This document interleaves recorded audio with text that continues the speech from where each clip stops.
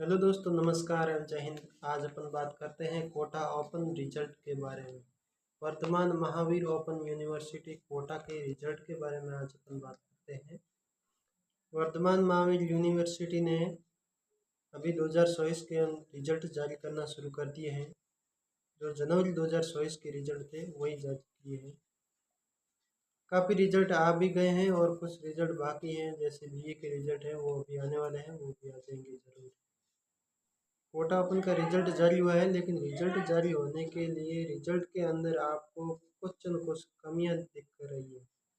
यानी कि प्रत्येक स्टूडेंट, कुछ स्टूडेंट के छोड़ करके बाकी वाले स्टूडेंट के रिजल्ट के अंदर कमियां दिख रही हैं। जैसे रिजल्ट के अंदर लिखा हुआ है NCA, SCA, AB, AH, TH और G लिखा हुआ है। NC का मतलब होता है नॉट क्लियर, यानी कि आपका रिजल्ट क्लियर नहीं हुआ है, नॉट क्लियर है। और SC का मतलब होता है सक्सेसफुल क्लियर।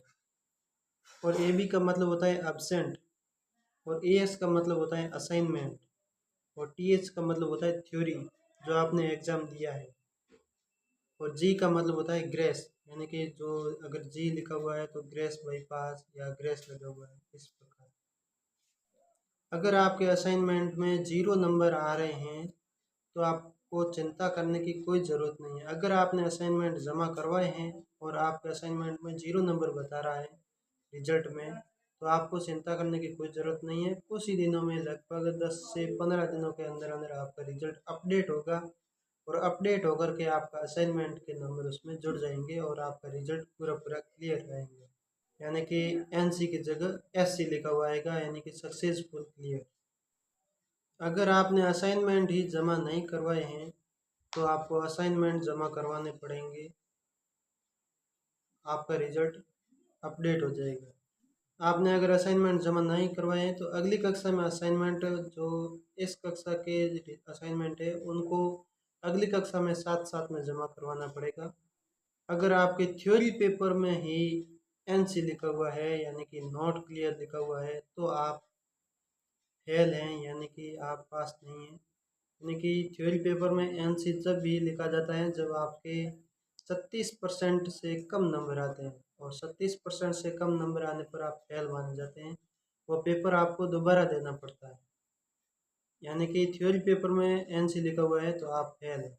और इस स्थिति में आपके पास में दो ऑप्शन आते हैं। थ्योरी पेपर में अगर आपके पास NC लिखा हुआ है तो इस स्थिति में आपको अगर आगे भविष्य के लिए पास करना है, मार्कशीट की आवश्यकता है, तो आपके पास में दो ऑप्शन है। पहला ऑप्शन रीचेकिंग, यानी कि रिवोल्यूशन का फॉर्म। ये रिजल्ट जारी होने के साथ में ही शुरू हो जाते हैं और रिजल्ट जारी होने के 15 दिन तक चलते हैं रिवोल्यूशन के फॉर्म। अगर आप रिवोल्यूशन के फॉर्म साथ में भर देते हैं, अगर आपके थ्योरी पेपर में NC लिखा हुआ है तो रिवोल्यूशन फॉर्म भरिए। अगर आपके थोड़े बहुत नंबर बढ़ जाएँ तो 36% पार कर देंगे तो आप पास माने जाएंगे। और दूसरा चांस ये है कि अगर आपके थ्योरी पेपर में NC लिखा हुआ है, नोट क्लियर लिखा हुआ है, तो आप डिफॉल्टर का फॉर्म भर सकते हैं और दोबारा परीक्षा दे सकते हैं उस पेपर के बारे में। और डिफॉल्टर का फॉर्म जून में शुरू होगा और जुलाई में आपका एग्ज़ाम करवा दिया जाएगा, 1 महीने का।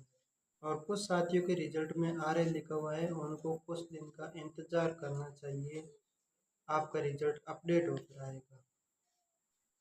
और RL लिखने की वजह यही है कि आपके प्रैक्टिकल के नंबर साथ में जुड़े हुए नहीं थे। और भी Kota open, Vardhman Mahaveer open university से संबंधित कोई जानकारी के लिए आप हमारे टेलीग्राम चैनल से जुड़ सकते हैं, जहां आपको समय समय पर जानकारी मिलती रहेगी। अब अपन चलते हैं नेक्स्ट वीडियो में, तब तक के लिए धन्यवाद। जय हिंद, जय भारत। और चैनल को सब्सक्राइब करना ना भूलें और अपने दोस्तों के साथ में शेयर जरूर करें इस वीडियो को।